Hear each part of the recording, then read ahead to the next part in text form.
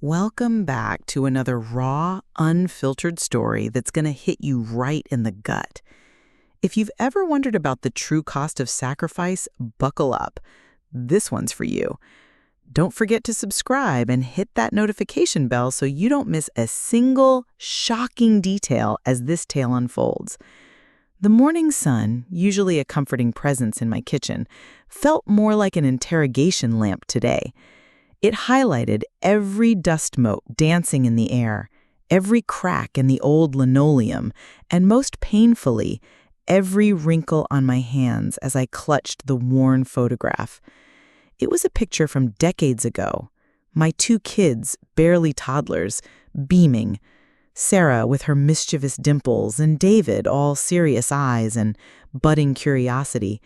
They looked like angels, and I, their young mother, believed with every fiber of my being that I was their protector, their provider, their shield against the harsh world.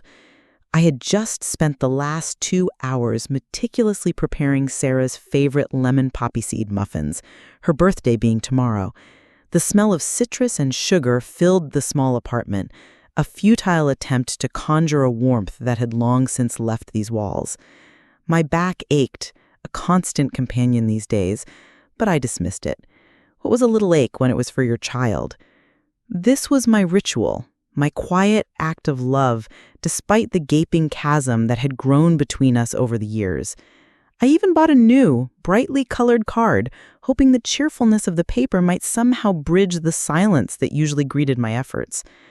But as I placed the muffins carefully into a basket, a familiar dread settled in my stomach. Just yesterday, during our weekly, perfunctory phone call, Sarah had casually mentioned, "Oh, Mom, don't go to any trouble for my birthday. We're just having a quiet dinner with friends." My heart had sunk. A little stone dropped into a cold well. No mention of me. No invitation. Just a polite dismissal wrapped in what she likely thought was consideration. I remembered the pivotal moment so vividly it felt like yesterday, even though it was a lifetime ago. I was barely out of my teens, facing a choice no young woman should ever have to make. Their father was gone, swallowed by circumstances I won't dwell on, leaving me with 2 mouths to feed and a future that looked like a black hole. Opportunities, non-existent. Hope, a luxury I couldn't afford. So I made a decision. A colossal, life-altering decision that at the time felt like an act of pure, unadulterated heroism. It was for them. Everything was for them. Now, as I looked at the innocent faces in the photograph, the question that haunted my sleepless nights echoed louder than ever. Was it the right thing to do? Or had my youthful desperation, my perceived self-sacrifice, actually twisted something vital, something fundamental in our relationship? A bitter laugh escaped me. Good intentions, I muttered to myself, are often the paved road to, well, you know. The muffins, once a symbol of my enduring affection, now felt heavy, like a burden I was still carrying, alone. The doorbell rang, startling me out of my reverie. It was David, my son, standing on my doorstep, looking as uncomfortable as a cat in a dog park. He fidgeted with his car keys, avoiding my gaze. He hadn't bothered to call, just showed up. I knew why. He needed something. They always needed something. "Mom," he started, his voice flat. "Sarah wanted me to tell you again, no need to come tomorrow. She's got plans." He gestured vaguely, as if talking about a stranger. My hand tightened on the photo. It was the final nail in the coffin of my hopeful gesture. The scent of the warm muffins, still wafting from the basket, felt like a cruel joke. I had poured my heart into those, and here he was delivering a message that felt less like a gentle reminder and more like a firm boundary, pushing me further away. My throat tightened. This wasn't just a birthday dismissal. It was a casual, almost indifferent act of erasing me from their celebration. The familiar sting of injustice, a feeling I'd grown intimately familiar with over the years, flared up. But this time, it was laced with a chilling realization. This wasn't just them being thoughtless. This was something else entirely. To understand the true cost of a mother's sacrifice, you simply can't miss what happens next. This isn't just a story about regret, it's about a reckoning. The basket of muffins sat on my counter, mocking me with their sweet scent. It was Sarah's favorite, the one she practically begged for as a little girl. Now she wouldn't even bother to feign interest. My son, David, had already bolted, probably off to report his success in delivering the "no mom at the party" message. The silence in the apartment was deafening, punctuated only by the distant city hum and the frantic beating of my own heart. I felt a familiar tightness in my chest, a sensation that had become a regular, unwelcome guest since the kids grew up and seemingly grew away. I walked over to the window, pulling back the thin curtain. The street below was bustling, people going about their lives, seemingly uncomplicated. I wondered if any of them carried the same nagging doubt, the same gnawing question in their gut. Did I mess up? It was a question that had plagued me for years, a constant, low-frequency hum beneath the surface of my daily existence. My mind drifted, as it often did, to that story, the one from a few months back, the one I'd read online, captivating me in a way few things did anymore. It was about a woman, also in her late 50s, who had made a monumental decision in her youth concerning her children. She too had been convinced it was for their own good, a necessary sacrifice. But as the years unfolded, the lines blurred and the noble sacrifice began to look less like heroism and more like something else, like a profound, unfixable error. The article didn't give an easy answer, didn't paint her as a clear hero or villain. It just laid out her story, her doubts, and the ripple effects of her choices. I remember thinking as I read it, well, that sounds familiar. The way she questioned her past, the ambiguity of her intentions, the quiet despair of a future that didn't quite match the hopeful vision she'd had so long ago. It was like looking into a distorted mirror. Her children, too, seemed distant, their lives moving on a separate track with little room for the woman who had, in her own estimation, given them everything. The sense of emotional detachment, the moral betrayal she felt, it all resonated with a chilling accuracy. The irony, I mumbled, leaning my forehead against the cool glass. You think you're building a legacy, a family, and then you just end up with an empty nest and a lifetime supply of what-ifs. It was a dark thought, even for me, but the bitterness was a familiar friend. What was the point of all that struggle, all that self-denial, if it only led to this? To polite brush-offs and silent judgments. I hadn't raised them to be cruel, not intentionally. I had taught them responsibility, independence, the importance of family. Or so I thought. But somewhere along the line, it had all gotten twisted, like a cheap garden hose left out in the sun. Maybe it was the very act of my sacrifice that had created this chasm. Maybe by trying to give them everything, I had inadvertently taken something crucial away. My dignity, their appreciation, their very sense of obligation to me? The phone buzzed on the counter. Sarah. My heart leapt, then sank again. It was probably just a text, another quick, impersonal message. I debated ignoring it, letting her feel the sting of silence for once. But old habits die hard, especially the ones rooted in a lifetime of trying to be the good mother. I picked it up. Hi, Mom. Just calling to make sure David delivered the message about tomorrow. And, also, a quick question about that old photo album. The one with all the baby pictures? I need it for our project. Her voice was flat, devoid of real warmth. She wanted something, as always, but not me. Never me. My blood ran cold. The photo album. The one filled with the tangible memories of my sacrifices, my choices, my life with them before it became their lives without me. It felt like she was asking for the last piece of me she hadn't already claimed. This is the turning point. The true test of a mother's resolve. You simply won't believe what happens next when she finally decides enough is enough. Get ready for a revelation that will flip everything on its head. My fingers trembled slightly as I typed out a reply to Sarah's text. A project? Really? What kind of project needs baby pictures from 40 years ago? I didn't send it. What was the point? She wouldn't explain, and I'd just sound like the bitter old woman she probably already thought I was. Instead, I simply wrote, "Sure. When do you want to pick it up?" The polite, clipped response was a shield, protecting me from exposing more vulnerability than I could bear. Later that afternoon, as I was scrubbing the stubbornly stained kitchen sink, another joyful senior pastime, my phone rang again. It was Sarah. My heart gave a little jump, a residual flicker of hope. Maybe she was calling to apologize. Maybe she'd realized how cold her earlier message had been. "Mum," she began, her voice unusually bright, almost saccharine. "So glad you can help with the album. It's for a presentation for my new clients, a generational legacy thing, showing how families pass down values and traditions." My eyebrows shot up. Generational legacy? I nearly choked on the word. That's rich.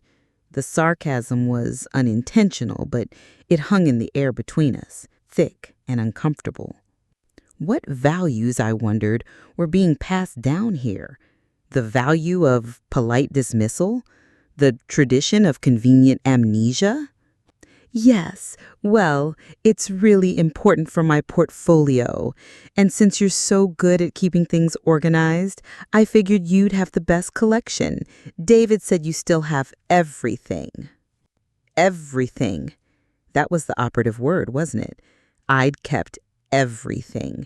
Their baby teeth, their first drawings, every report card, every tiny shoe, and of course, the memories of every sacrifice. "Yes, I have everything, Sarah," I said, my voice as dry as toast, including a rather clear memory of how valued those memories seem to be when it's not convenient for your portfolio. There was a beat of silence. "Mom, don't be dramatic," she sighed, a familiar refrain that always managed to rub me the wrong way. Dramatic? I had given up college, a career, a social life. I had worked 2 jobs, sometimes 3, cleaning offices and waiting tables just to keep a roof over their heads and food in their mouths. I remembered countless nights spent hunched over a sewing machine, patching their worn-out clothes while other mothers were at bridge clubs or fancy dinners. And she called me dramatic for pointing out the obvious? What a crock. "So, about picking it up, could you drop it off at my office tomorrow? It's on your way to the grocery store, isn't it?" My jaw dropped. On my way? Her office was a good 30 minutes out of my way, across town in an area with notoriously bad parking. And the grocery store? I hadn't mentioned going to the grocery store.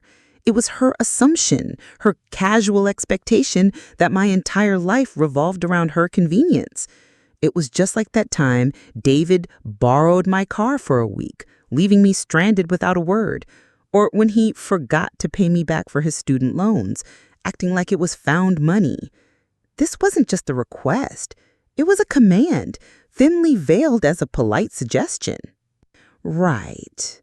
On my way. Of course. Because my schedule is just wide open for running your errands, isn't it? Sarah laughed, a light dismissive sound that grated on my nerves. "Oh, Mom, you're the best. I knew I could count on you. See you tomorrow." And with that, she hung up, leaving me standing in my small, suddenly suffocating kitchen, staring at the basket of unwanted muffins and the metaphorical price tag now attached to my precious photo album. It wasn't just about the album. It was about the constant, unspoken expectation that I would always provide, always bend, always be there for their convenience, without any real acknowledgement of my life, my sacrifices, or my feelings. The generational legacy she spoke of, felt like a one-way street paved entirely by my diminishing resources. This is where the story truly ignites. The sheer audacity, the cold indifference, it's all about to boil over. You're on the cusp of the ultimate turning point, and trust me, you absolutely cannot afford to miss how our protagonist decides to take back what's hers. The phone clattered back into its cradle. My hand lingered, still feeling the phantom warmth from Sarah's call. On my way, I'd said, like a dutiful, unquestioning servant. The words tasted like ash. I stood there for a long moment, staring at my reflection in the darkened window. The woman staring back looked tired, a little defeated. But beneath the weariness, a spark flickered. A spark of something stubborn, something that had been dormant for too long.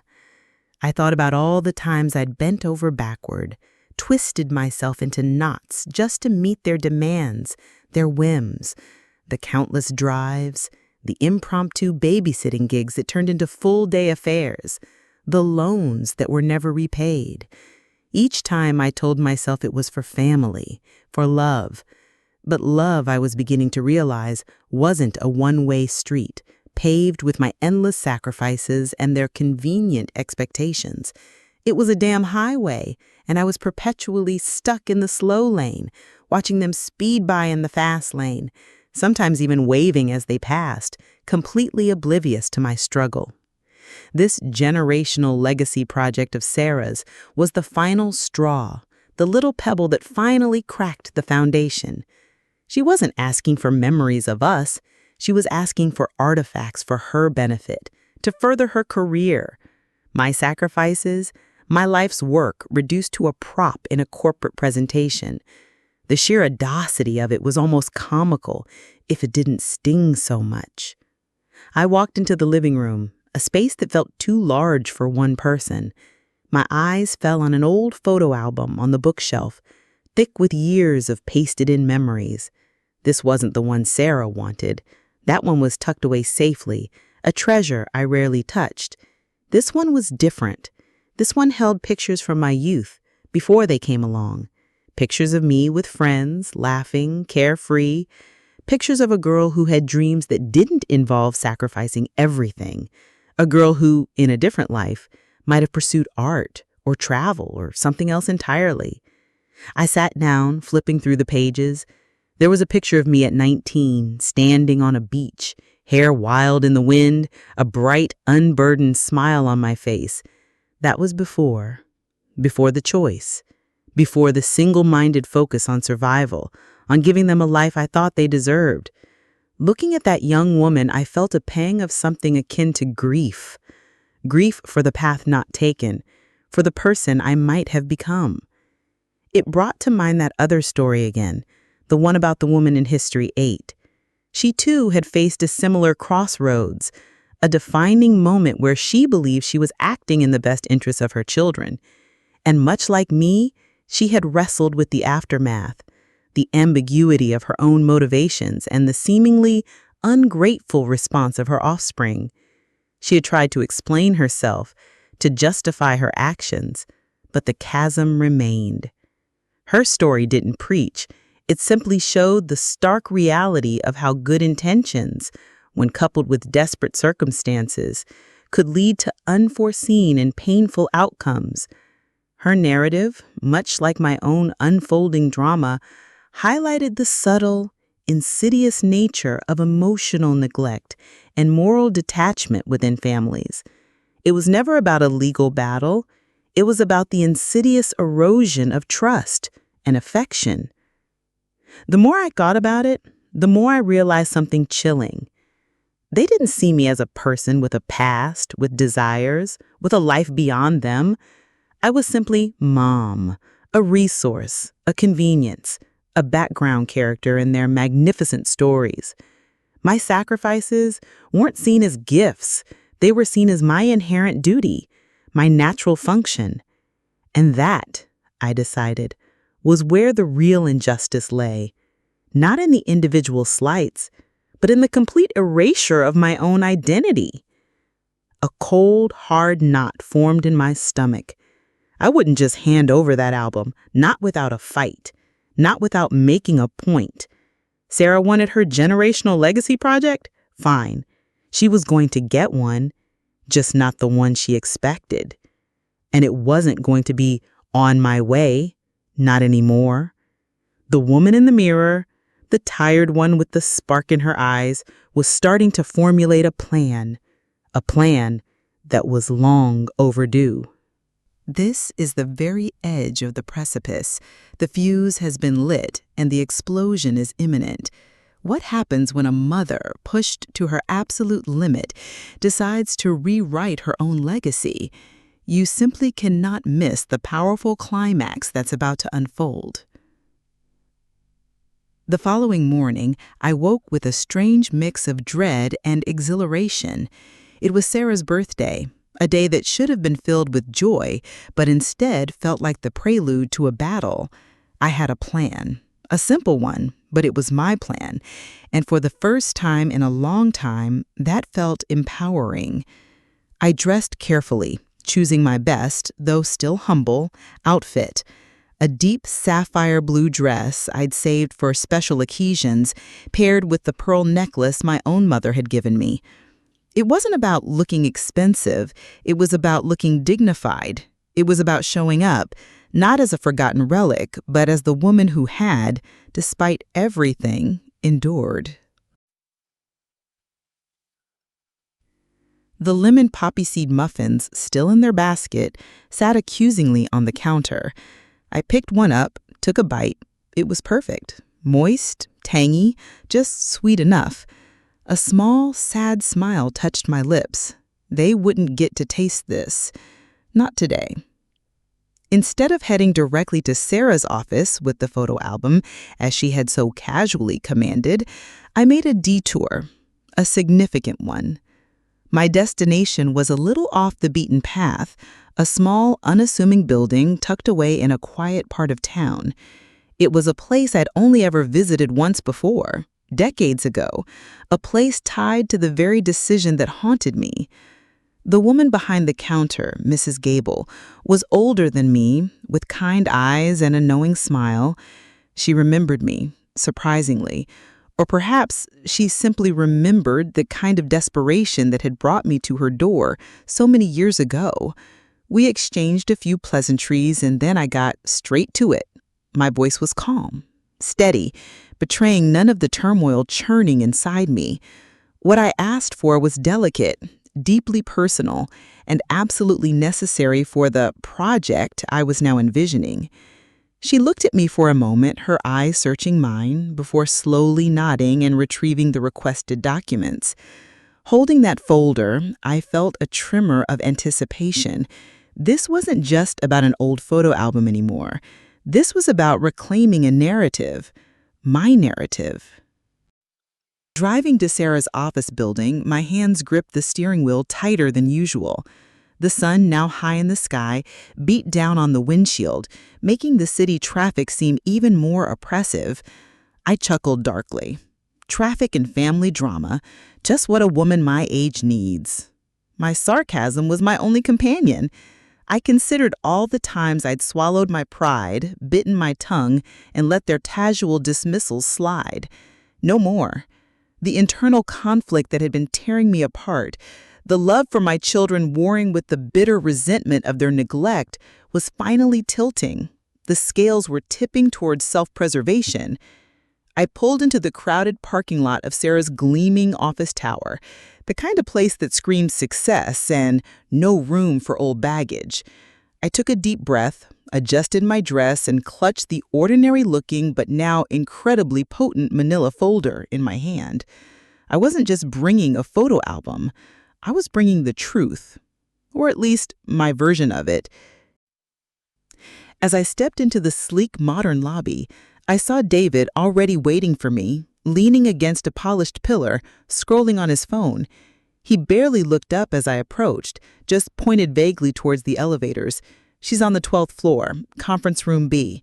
The presentation starts in 10 minutes. Don't be late." His tone was rushed, preoccupied, as if I were merely a delivery service. No, how are you, Mom? No, thanks for coming. Just orders. My initial thought was to unleash a torrent of sarcastic remarks, to tell him exactly what I thought of his newfound role as my personal timekeeper. But I held back.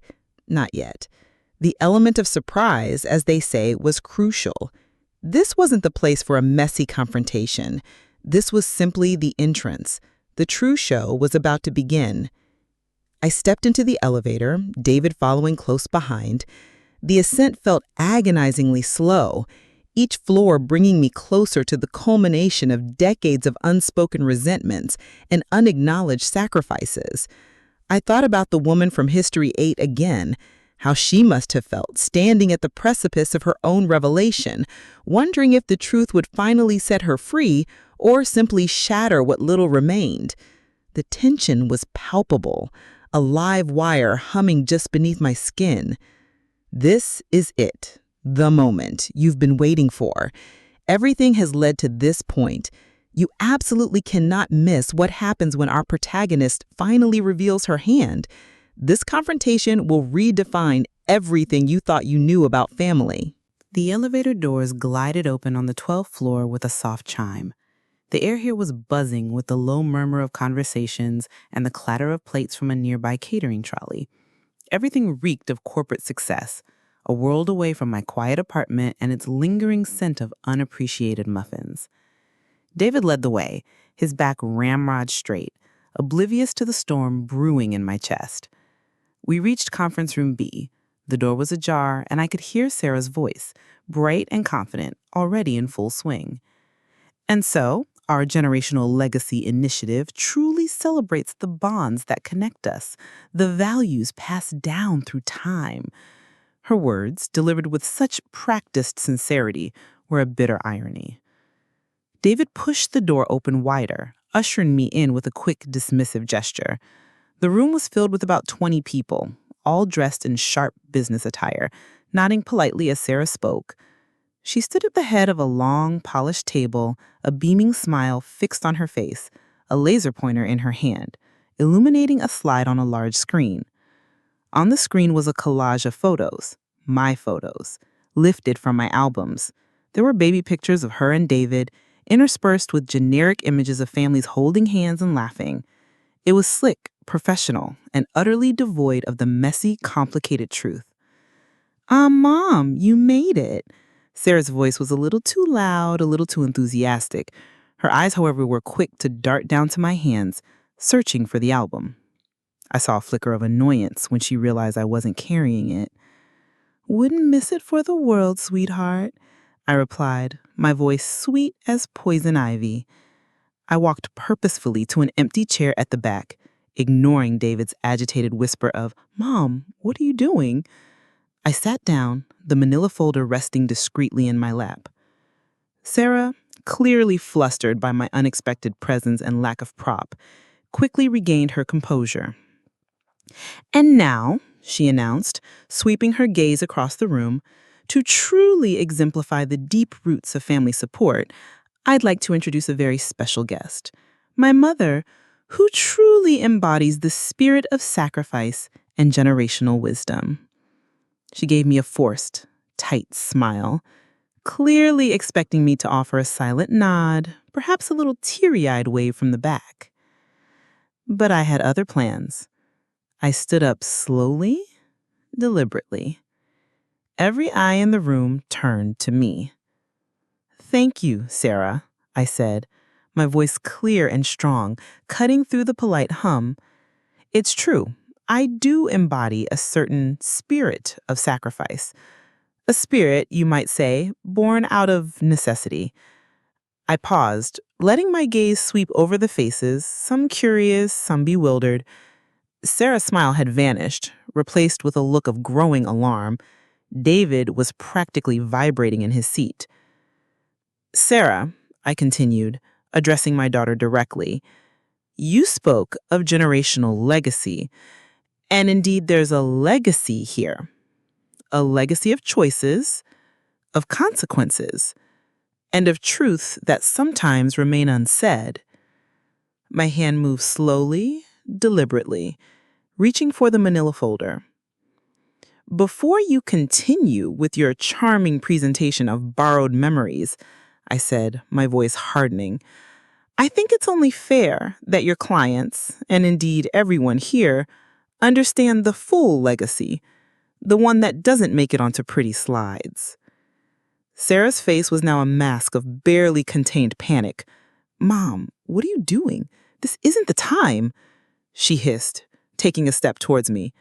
"Oh, but it's exactly the time," I countered, pulling out a faded document from the folder. It was a formal legal paper, decades old, its edges softened by time. This, ladies and gentlemen, is not just the piece of paper. This is the official adoption decree. Not for me to adopt children, but for my children to be adopted by a couple who could, at the time, provide them with a stable home, a secure future, and opportunities I simply could not afford. A collective gasp swept through the room. David sprang to his feet, a strangled sound escaping his throat. Sarah stood frozen, her face ashen, the laser pointer clattering to the floor. The silence that followed was absolute, heavy with the weight of revelation. "I didn't abandon you," I said, my voice now laced with raw emotion, though still firm. "I gave you the gift of a future, believing it was the best, the only way. For years, I lived with the uncertainty, the quiet agony of that decision. Was it right? Was it wrong? I watched from afar, never interfering, always hoping you would thrive." I looked directly at Sarah, then at David, who looked like he'd seen a ghost. When your adoptive parents passed and I found you again, my heart soared. I hoped we could finally have the family I always dreamed of. A true connection, not based on debt or obligation, but on love. I paused, letting the full weight of my words settle. But instead, I continued, my voice now dripping with a quiet, devastating sarcasm, I became the old baggage, the convenient babysitter, the ATM, and now apparently a convenient prop for a generational legacy presentation. I gestured to the screen where their baby pictures still innocently beamed. That legacy, Sarah, was built on a sacrifice you never knew about, and frankly, never seemed to appreciate. I laid the adoption papers on the table, right next to Sarah's scattered notes. You wanted your legacy? Here it is. The real one. The one that cost me everything, and left me wondering, for decades, if I truly did the right thing. Because sometimes, I concluded, pointedly at the stunned faces around the table, the greatest sacrifices are the ones nobody ever sees or cares to acknowledge. The room was still, save for David's choked sob. Sarah stood motionless, her carefully constructed world crumbling around her. The silence wasn't just awkward, it was deafening, filled with the undeniable truth I had just unleashed. This wasn't about winning. It was about finally being seen, finally being heard. And the silence, for the first time in a long time, felt like my victory. My internal conflict, the gnawing doubt, hadn't vanished entirely, but it had found its voice, and that voice, in this unexpected moment, resonated louder than any of their dismissals ever could.